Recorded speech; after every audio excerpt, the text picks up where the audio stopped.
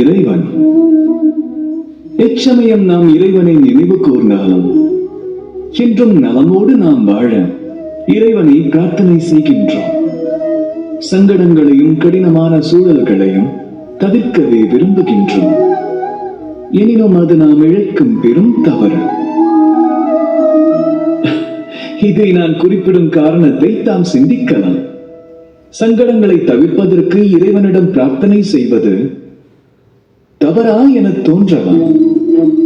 ஏனெனில் இச்சங்கடங்களிலிருந்து கடின சூழல் கண்டு விலகிச் செல்ல முயல்கின்றோமோ, எந்த சங்கடம் சில கணங்கள் மட்டுமே நீடித்து அது கடந்து சென்றபின் நமது சகாக்கள் குறித்து, நமது சுற்றத்தார் நண்பர்கள் குறித்த பரிச்சயத்தை அளிக்கிறதோ, அதுவரை உறங்கி கிடந்த நம்மை விழிக்கச் செய்கிறதோ, அதுவே நம் வலிமையை பன்மடங்காக்குகிறது.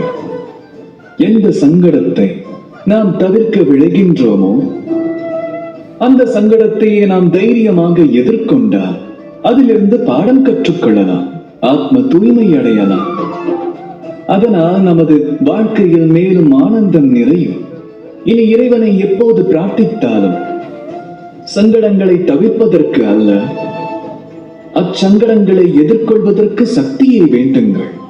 கனவு காணுங்கள், அஞ்சாமல் அதை நோக்கி முன்னேறுங்கள். தம் கனவு மெய்ப்படுவது உறுதி. ராதா ராதா.